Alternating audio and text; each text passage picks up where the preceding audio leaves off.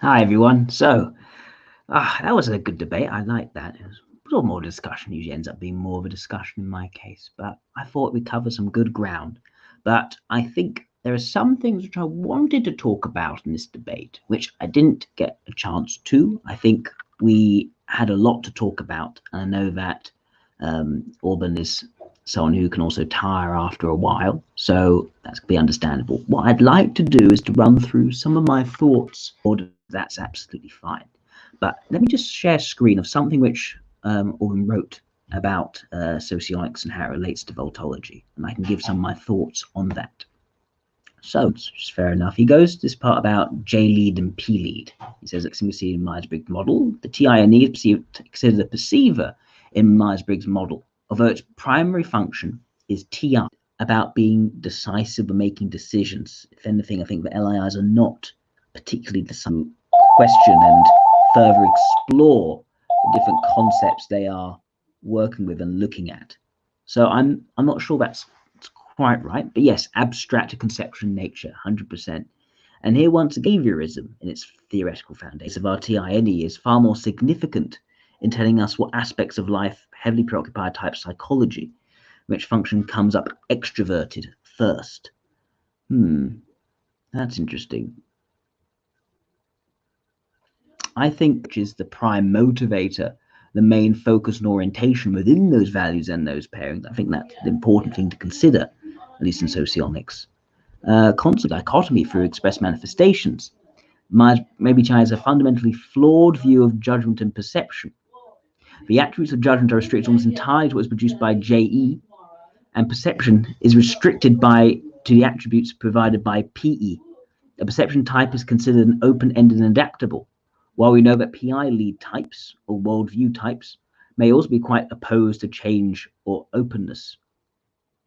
I wouldn't say that is, when we take rational types and irrational types, I wouldn't say that we're so rooted in behaviorism, actually. I'd say it's one of the least behavioralistic of the different information or function dichotomies. No, it's more of a Raynian dichotomy. It's a type dichotomy and also an information dichotomy.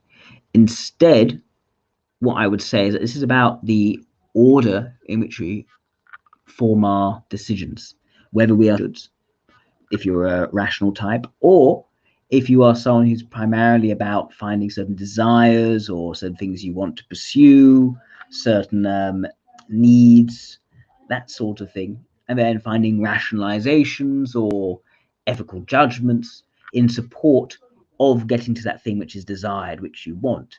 So it's the pursuit of oughts and shoulds versus what is, could be, will be, etc. It's not very rooted in behavioralism. So I think there may be a straw man here. I wouldn't blame Auburn for that because I think this isn't communicated very clearly.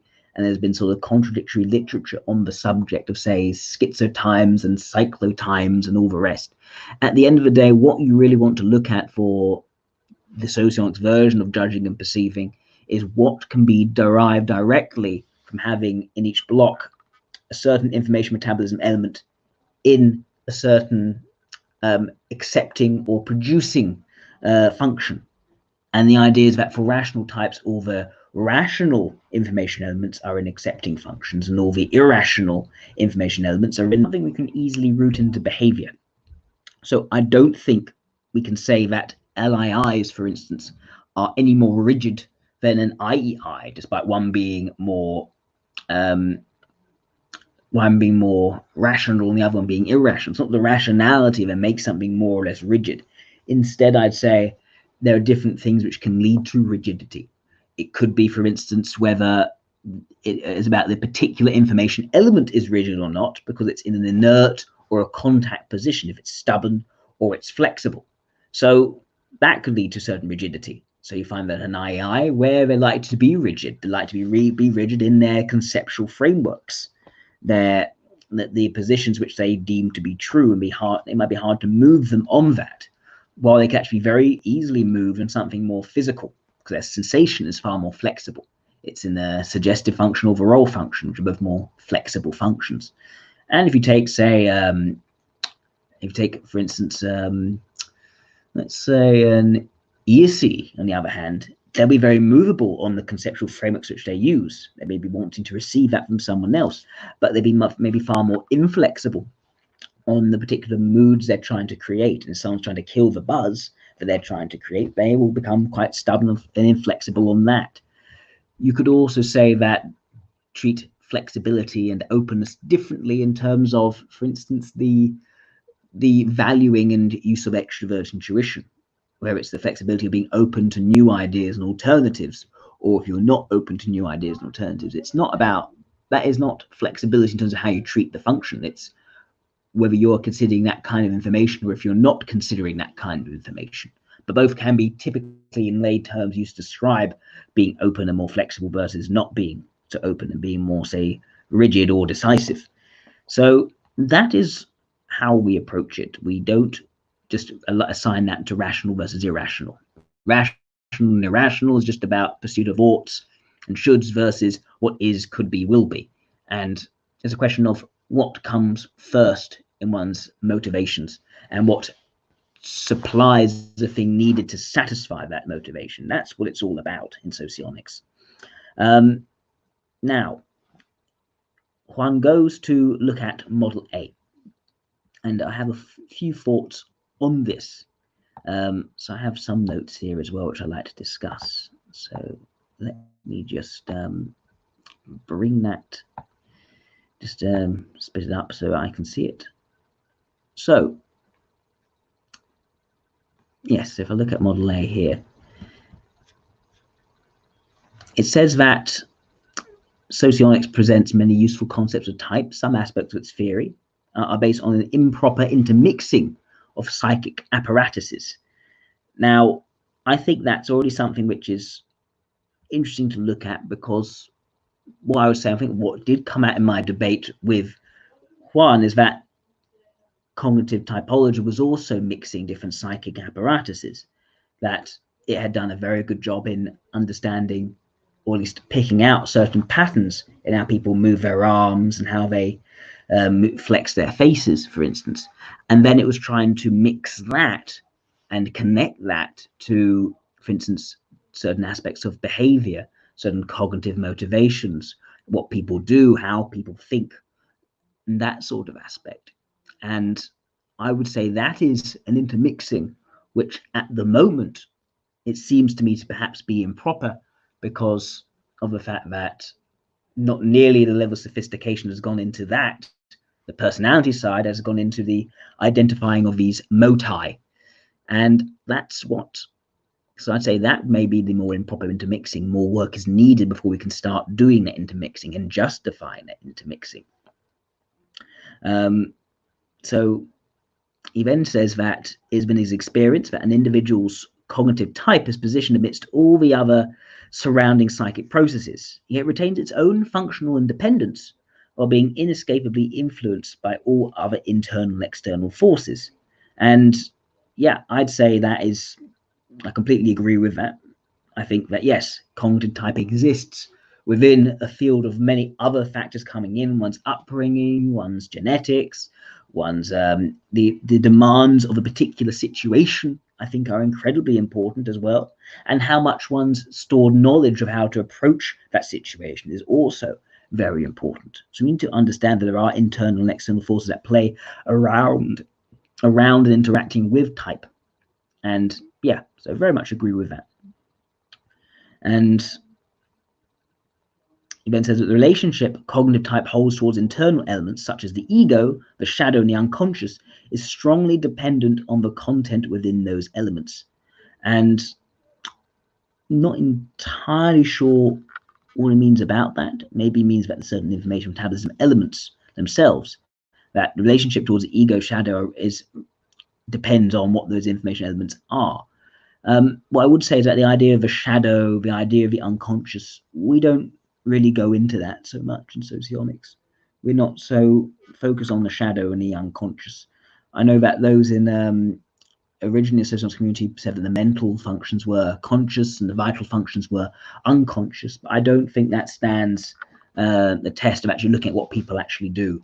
We can't see any sign that someone is reserving some things for the unconscious and other things they are doing consciously. We don't see those distinctions. It doesn't make much sense if you think about the demonstrator function. Is that meant to be unconscious? Why? It doesn't show up as being unconscious. We could talk about demonstrator functions perfectly well. We seem perfectly aware of those.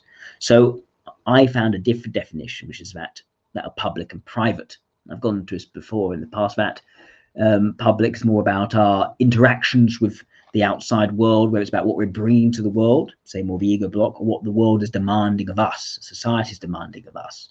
Whereas the super id and the id block, these are more about either our personal aspirations, the things which we want to grow and improve. So again, more private rather than public, and also the things which we do, but we sort of keep to ourselves because we're not really proud of them, or don't think they're actually worth looking at or being invested in.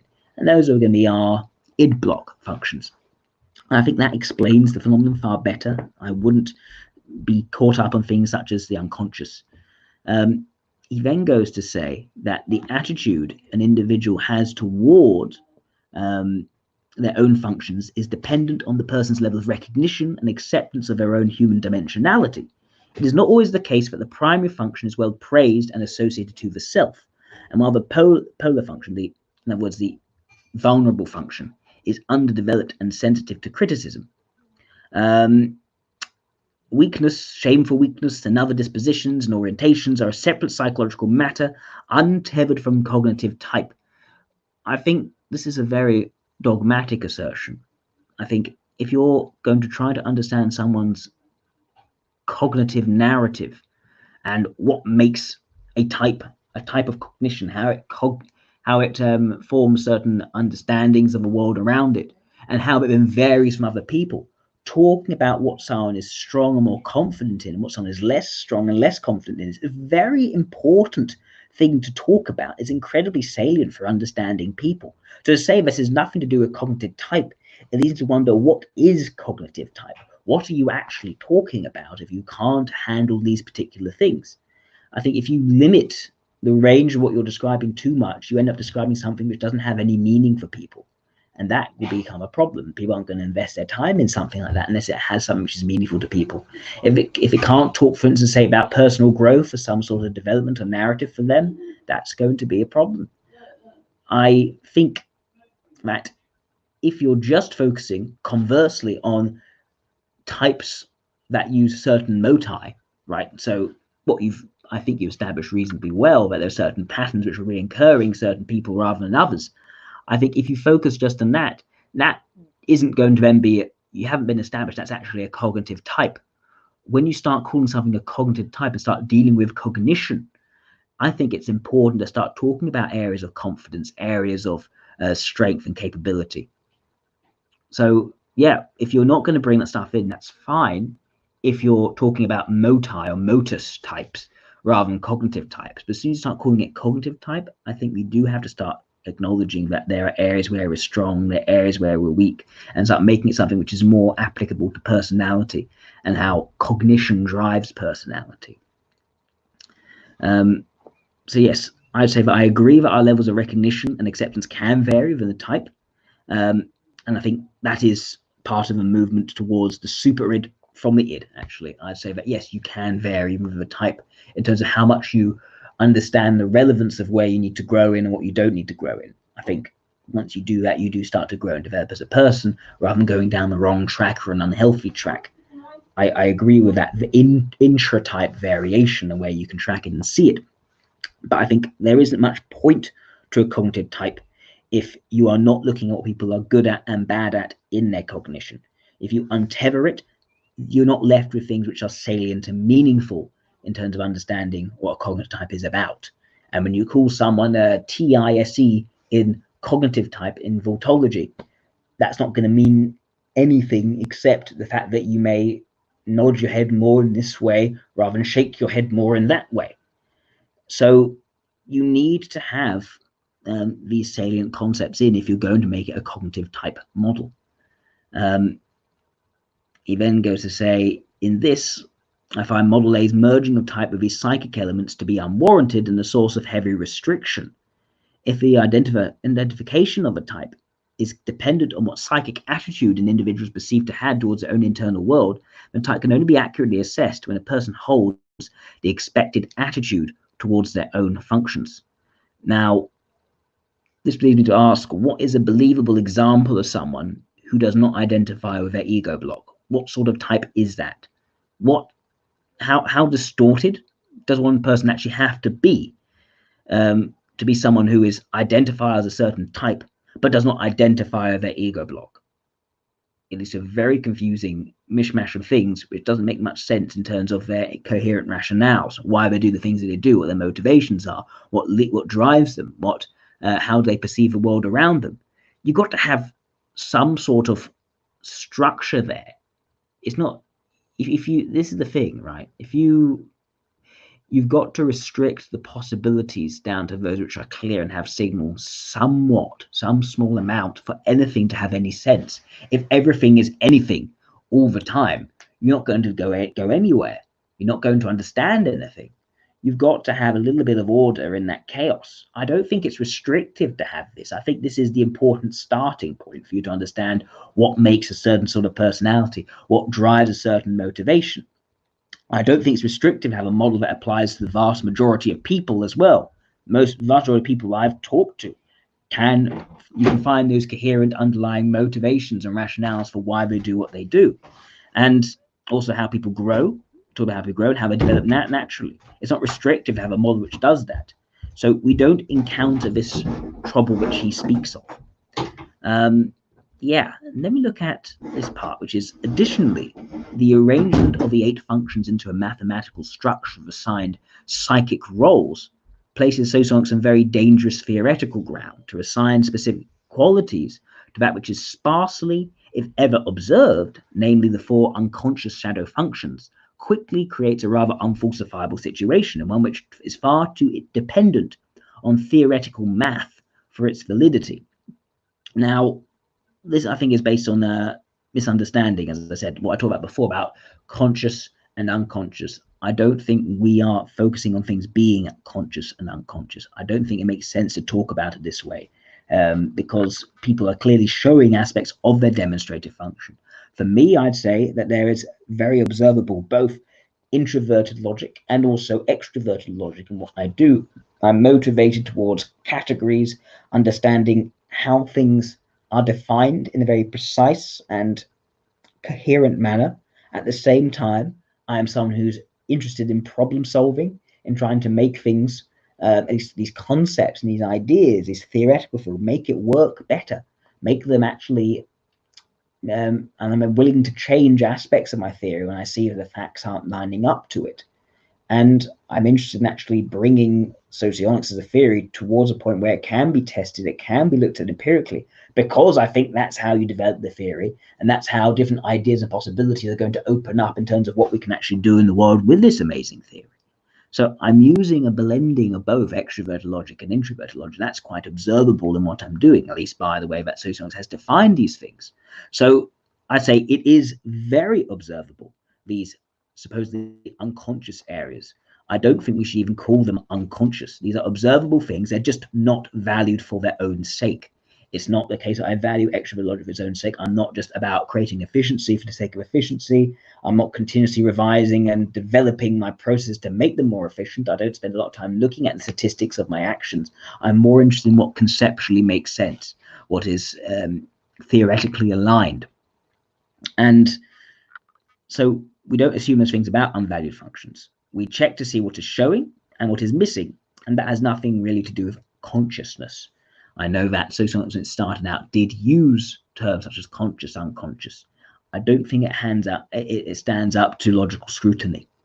So I don't think that is an issue. I think it is falsifiable that, for instance, if you type someone as an SEE, right, if they're not showing any extroverted ethics, you can then falsify that typing, because that will be something you'd expect to see in an SEE. Theoretically, that's a demonstrative function. There needs to be some sort of emotional affect, the ability to create the reactions in people which they expect to create, and almost take that area for granted because it's so easy for them, but they don't value it for its own sake. That is a falsifiable thing. So I don't think this is the problem. I don't think Auburn has at least familiarized herself with how we practice socionics to where it actually makes sense. and that's fine. It's a question of being exposed to these ideas and thoughts and having these discussions. It then says such rationality opens the way to confirmation bias, where otherwise extraneous and contradictory information is easily fitted into the existing model by the addendum of an annex for exceptions. Well, I wouldn't say that's the case. We have clear restrictions on what set of exceptions could be. So, one, we expect to find certain exceptions, and we expect to not find certain other exceptions. So, for instance, when we're talking about, say, the SEE again, right? I would expect there to be some extroverted ethics, as well as clear extroverted sensation and introverted ethics. It's something which my friend Ibrahim has coined as being the triad of these information metabolism elements, 3 of them showing up rather than just the 2. But what we will see are the things which aren't showing up. We will see the absences as well, and we need to see those absences. We can't just cover them over. We can't just fudge them.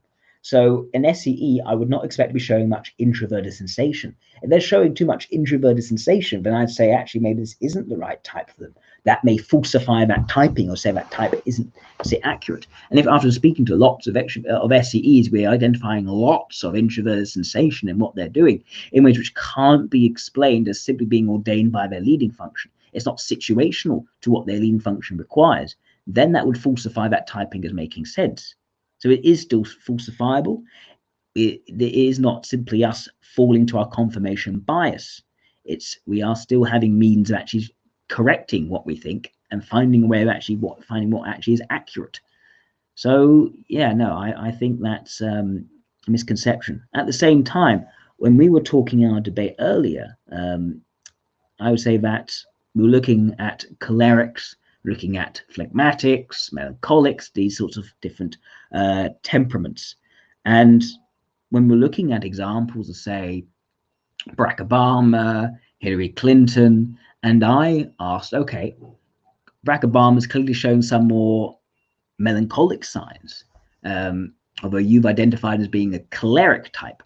And then Juan said, oh, okay, no, that's exactly what we expect. We would expect someone who's choleric to also be showing some melancholic.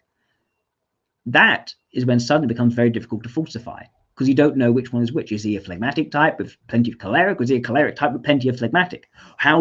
At what point do you cross the line from one to the other? And that wasn't very clearly given. A response to that wasn't clearly given, which righted my concerns in that respect. So I think some of this is a bit of a pot calling the kettle black. And it says, before we venture to profess what is out of our eyesight, we must clearly see what lies before us. Only after we have found an accurate way to identify and quantify the conscious apparatus are we prepared to understand the orientations which the unconscious functions hold in our psyche. We risk incorrectly quantifying the unconscious functions if we have improperly typed the conscious functions first. For this reason, I have little to say regarding the 4 unavailable functions of a person's psyche, since much research and evidence is still needed before the simple initial identification of the 4 conscious functions in a person. So one thing I'd ask about that also is what research or effort is actually needed for this.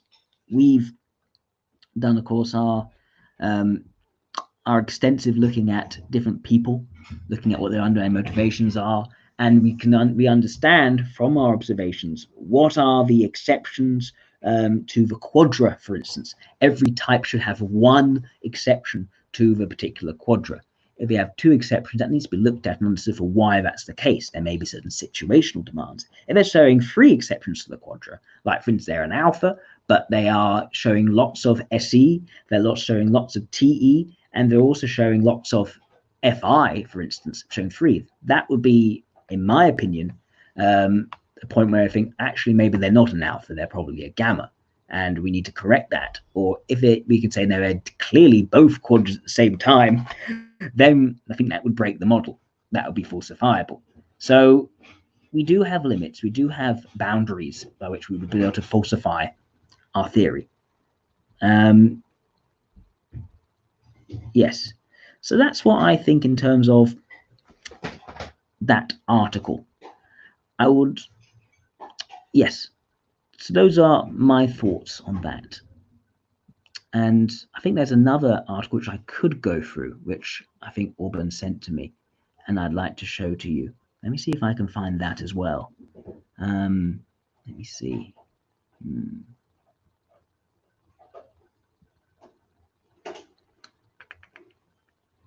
Just looking for it here.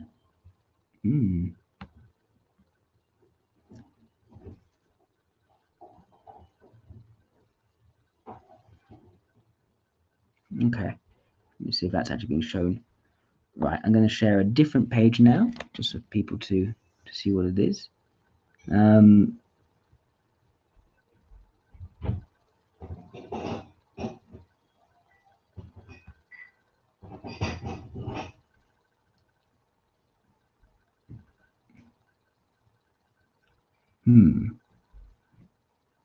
Let's check if that's the right one, actually.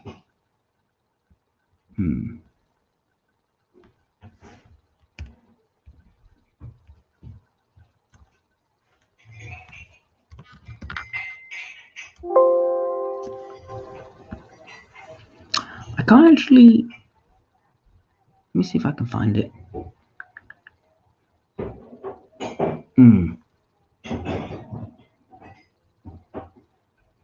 Yeah, okay. So I can't find the share screen. So I'll just say what he said, and then I'll say what I said about this, what I think about this. So he talked about L as being the objective relationship between two objects, the ratio of objects, or the measurement of an object by an object. So it is metabolically equivalent to the sort of logical outcomes that emerge and which become behaviors such as financial savviness, engineering, law, and so forth, JETE, even though it's an activity done in the mind. So this is interesting. This is talk about extroverted thinking here. And so it's interesting that he was basically talking about things which supposedly handle contradiction, supposedly about certain relationships between different things. It was basically drawing the distinction between TI being very much about definitions and TE being very much about the relationships between things, as then driving the more economic or business-minded or pragmatic approach to logic. Now, I would say a few of my problems with this is that if you're talking about TI as being about definitions, that already implies a certain amount of awareness or need to avoid contradictions. You need to relate it to other things for that definition to make sense. You can't say that TI is just about definitions and everything about relations to anything else must be the other thinking, extroverted thinking. I say that because if you define something, how do you know that is your correct definition? How do you know that other things subscribe to that definition or don't? If I define a phone, a mobile phone, for instance, as a device which allows you to call other people, right? You're able to identify what is a phone and what isn't a phone by its ability to call and ring up other people. You need to see if the relationship, you need to check the relationship between what this thing does and what the definition is to know if this satisfies that definition. So I think you do definitely need to have a sense of the interrelationships between things for introverted thinking to make sense, even if you're saying it's just about definitions. Definitions implies relationships. And I think that if you don't have that, then you start saying that things logically contradicting, which is a major thing, say philosophy, theology, more theoretical mathematics, that identifying what is true and correct versus wrong and incorrect based on what contradicts. If you take that away from TI and put that in TE, if you put contradiction in TE rather than TI, you basically give almost every single academic and scientific field to TE. And then they're thinking, what does TI actually do? What is it actually about? What is it sorting? What is it looking at? I think if you do it that way, you've drawn the line between TE and TI in a way that TI is as only a teeny tiny little element to itself, and everything else goes to TE. So much goes to TE, almost too much goes to TE, that it's no longer salient in terms of understanding different kinds of thinking. I think it's, so yes, I think instead you need to look at what kinds of thinking are most salient. We have the more theoretical, contradiction-based thinking. We have the thinking of, say, internally logical structures. We see that in theoretical mathematics, in theoretical cosmology, we see it in philosophy, we see it in even theology. And then we see the more practical, pragmatic, business-minded, how things work kind of logic, which is what you see in more mechanical sciences, you see in economics, you see in entrepreneurialism. And those are very different things. They lead to different values. One is about what is conceptually true and coherent. The other is about what is working, what's leading to a better paycheck, better statistics. What are the results of this? How is the process working to lead to the better results? So very different kinds of thinking, and you haven't drawn the line in the way which actually divides those things up. And the problem of not dividing that thing up is that then you can't explain so many of the clashes which people actually have in their thinking. What causes a TE type to take issue with a TI type and vice versa? You've got to, one, create clusters which are clearly doing separate things, and within those clusters they're doing things which are clearly connected necessarily to one another, like definitions being connected necessarily to relationships between concepts, right? That needs to exist. Otherwise, you can't really think of a definition without it connecting up to those other things. At the same time, you need to see the natural clash between this set of things and that set of things. So that's a problem, in my opinion, of just saying that TI is about definitions and everything else, including, in other words, the relationships between concepts and all the pragmatic stuff being pushed over into TE. That leads to a problem, in my opinion. So yes. Next, let's see what else he says here.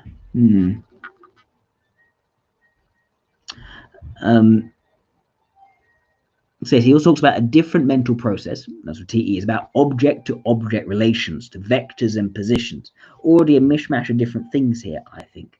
It's like you got definitions, and you got objects and relations and vectors and positions.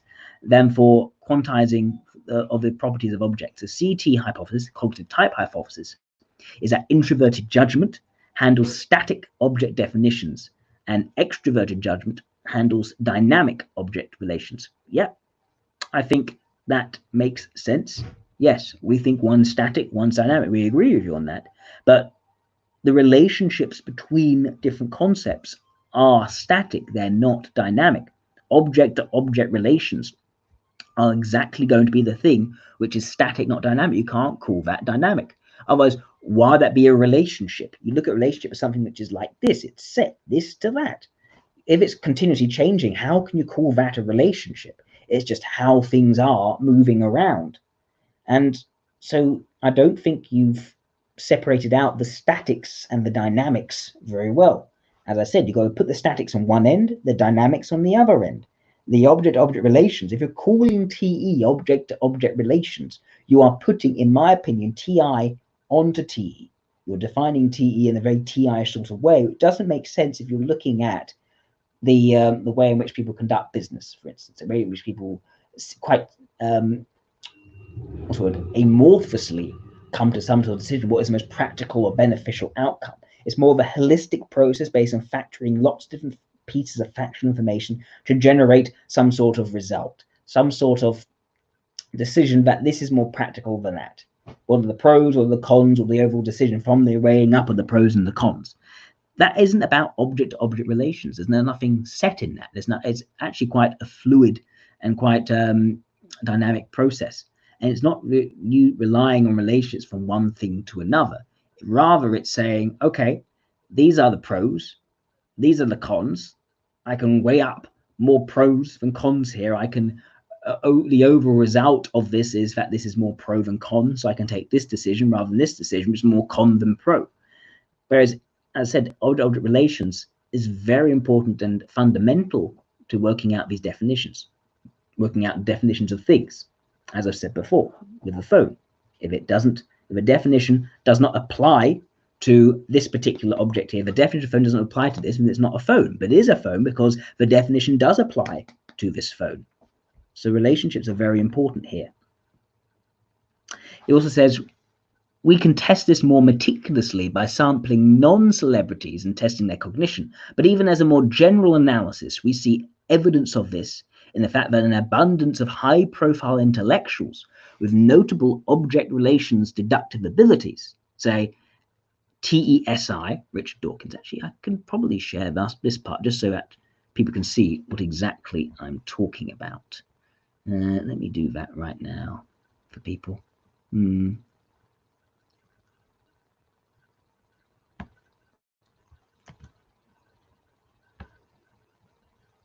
that's not quite right. Let me try again. There we go. Right. So let me share that now for people.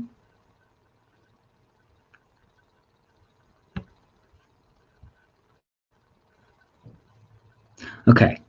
So he says this: we can test this more meticulously by sampling non-celebrities and testing their cognition. But even as a more general analysis, we see evidence of this in the fact that an abundance of high-profile intellectuals and notable object relations deductive abilities, so TESI, Richard Dawkins, TENI, Richard Feynman, TENI, Ben Shapiro, FENI, Jordan Peterson, FENI, Carl Sagan, FESI, Yuval Harari, FESI, Alain de Botton, FENI, Neil deGrasse Tyson, FENI, Julian Assange, etc., show extroverted judgment lead Vultology. These and others like them also show great entrepreneurial, logistical, and pragmatic abilities, and therefore the correlation between JE, extroverted judgment, Vultology, and object-object relations and calculations, and also to logistical and pragmatic abilities is properly supported. Now, this is very questionable, in my opinion. So, if we're looking at this, this suggests that you're basically suggesting that the more outgoing and communicative, high-profile intellectuals all show great.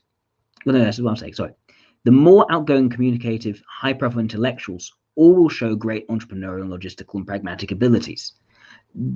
If they didn't, they wouldn't be high-profile.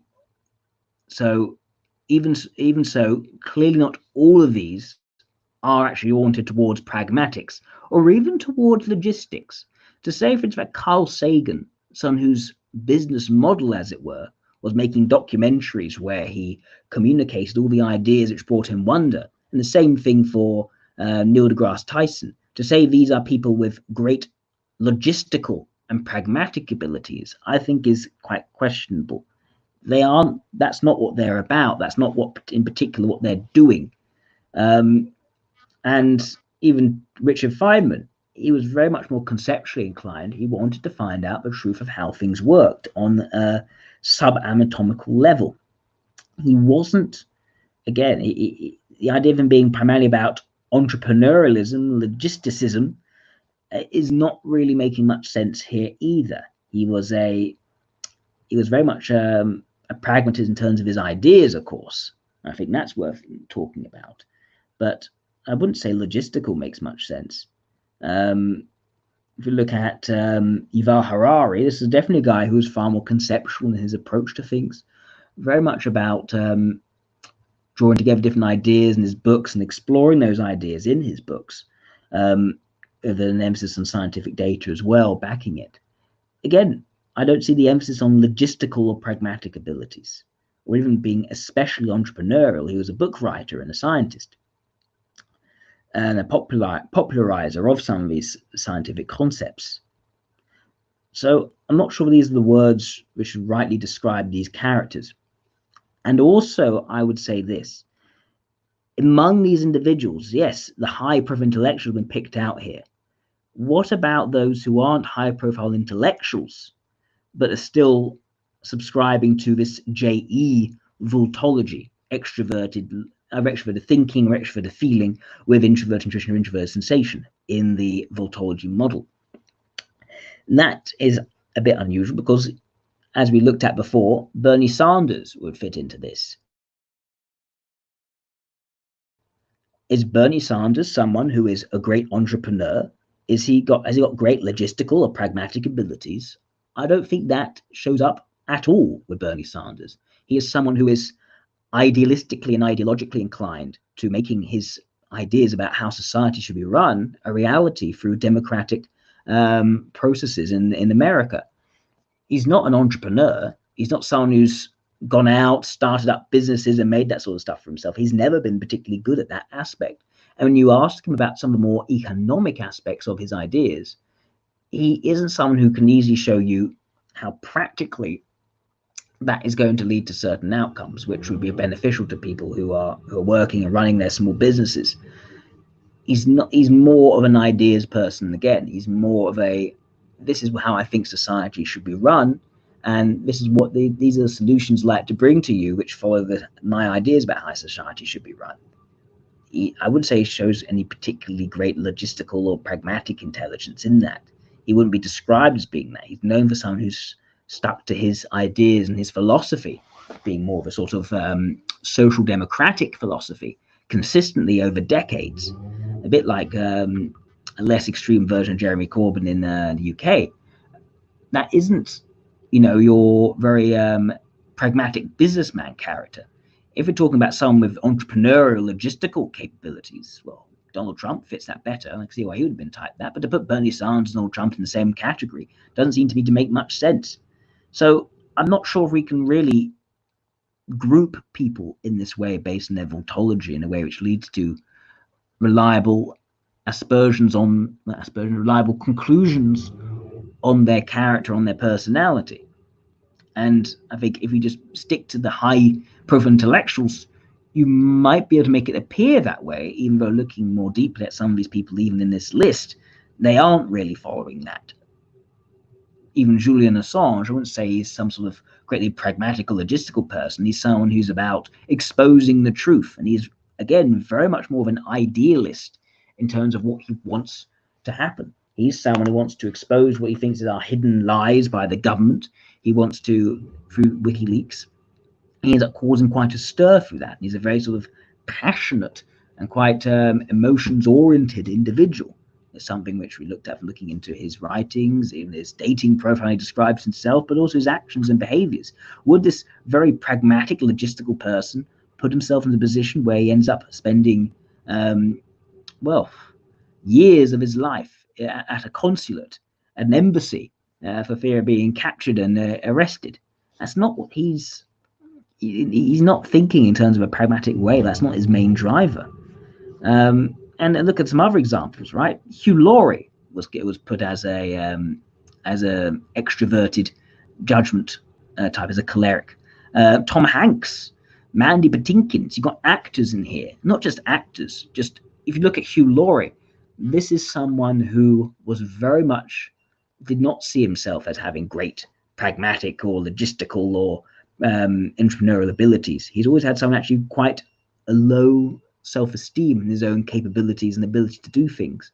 He's always been someone who's very sort of sincere, very incredibly melancholic, I would say, in his attitude and behavior. He isn't someone who shows much of any of these choleric attributes. Perhaps when he's playing a character, but not in terms of how he actually is as a person. And you can see him describe himself even in the interesting video of astrology, where I started calling him a professorial individual based on his natal chart. And it seems to me that the level of accuracy in describing Hugh Laurie from his natal chart is rivaling the level of accuracy of describing his personality from his Vultology at this particular moment. So yeah, those are my thoughts, and sort of a roundabout, a bit of a slow and inefficient way of putting them across. So it was sort of an on the spur of a moment video, but that's when I think about some of these extra concepts and extra arguments which Juan had put forward, and which I looked forward to exploring in more detail, having a chance for him to respond to that as well in either a month's time or sometime later once he decided on the next date of our next discussion. Anyway, thank you very much for people who are watching, I've got some questions here. What type do I think they were? That's from Fate. So I would say I would agree with the typing Richard Dawkins. Richard Feynman, I could very much agree, but I'm also open to another typing of NEFI rather than TENI in socionics. Ben Shapiro, I agree with. Jordan Peterson, I've gone into this at great length. Some people think he's FENI. I've seen how people write that. I think TENI makes more sense. I think that if you look at what he's actually doing, extroverted logic is the main motivator. The provision of factual information, which for him is as close to factual accuracy as possible. He does not like things deviating from the factual, matter-of-fact account. That's throughout his philosophy, what he writes about. And he's all about giving steps, giving advice for helping people to develop and improve in their life in some way, and otherwise very sort of bleak backdrop of reality. I don't think he's a emotive motivator. That's not why he's doing the things which he's doing. It doesn't sharpen his philosophy to be about creating either positive emotions or more driving and more urgent emotional effects in other people. It's very much about how people actually can make something of themselves through applying things which work, by sorting things out, by working on processes and actually improving those processes step by step to get to the point when you're in a stronger position and having something of meaning to actually go towards. So I don't think that FENI makes much sense for Jordan Peterson. Not from what I've been doing and reading his maps of meaning, and reading his and also listening to his lectures, which I've listened to a great deal. I think his extroverted ethics comes out in what we would describe as a role function, in that he can be very sort of polite, can be very giving off more of a warmth when he's in a social context, he's talking to people, but he only does this when he's around and with people. He doesn't do it for its own sake. He knows he needs to become polite enough with people, and other times he tries to sort of keep himself more calm and not be rude with interviewers who are saying things that he thinks are idiotic.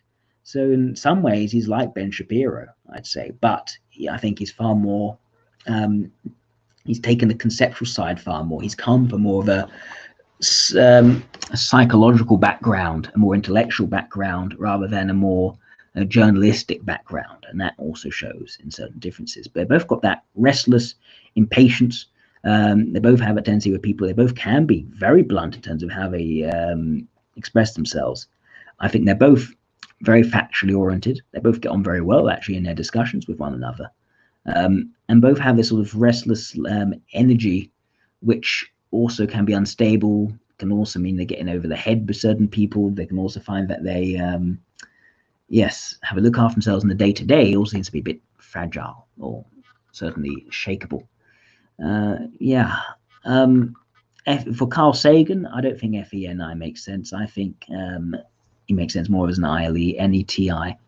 He's a guy who's grown towards having the sort of connection with people, having to popularize his ideas, and he likes being in front of people. A bit like me, you could say. He takes concepts and likes to talk about his concepts in front of people. But I think he starts from the conceptual and that sort of understanding that his aspiration is to become more publicly renowned for the concepts which he's popularizing to other people. I think a similar type for Yuval Harari, actually. Alain de Botton, I haven't typed. Neil deGrasse Tyson, I haven't typed with any confidence. I definitely think he's either an FESI or an NETI. I lean more NETI, though. I think he's, again, like Carl Sagan, like Yuval Harari in that respect. And Julian Assange, FENI, I think that is a correct typing. But I don't think these all have entrepreneurial, logistical, pragmatic abilities. I think you've taken I know you've reached a typing set in it by different means, which I think is interesting, but I don't think you're necessarily analyzing or reaching conclusions on their behavior based on what you've typed them correctly, which I think is worth looking into, actually. There's actually quite a bit of overlap in terms of what Juan Orban has typed these different people with what we've typed. Quite a bit more than chance, I would say, which is very encouraging. But I don't think that if you then take that and actually having a profile of that type means that's going to be helpful. I would like to see if Orban could write up profiles of all these different types and what they actually behave like. That would make his approach far more falsifiable. But maybe he's not doing that because he knows it isn't actually going to work out so well. We'll have to see. Yeah, and that's for people who I've talked about, say Hugh Laurie. I think in EII for Hugh Laurie. Bernie Sanders, I think LII. Neither of them actually are very assertive people. Even Bernie Sanders may come across as being sort of like blunt in this sort of New York accent.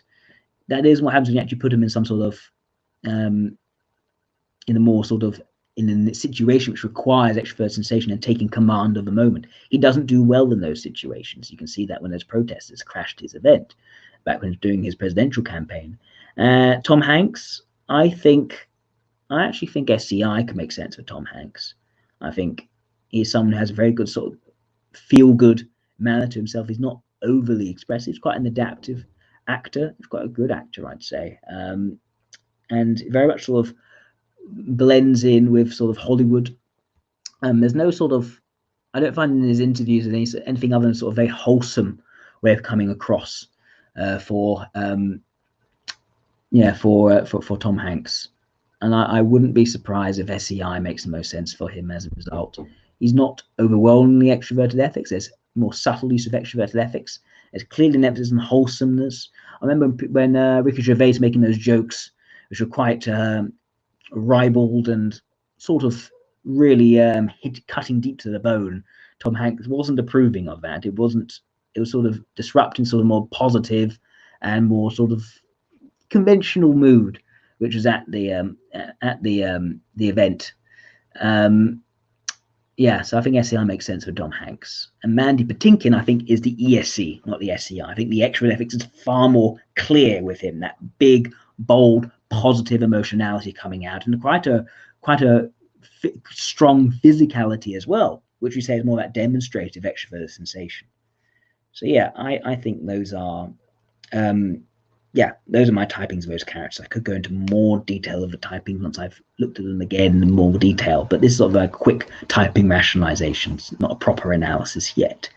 But yeah, thank you very much for people who are watching, and take care. Speak soon.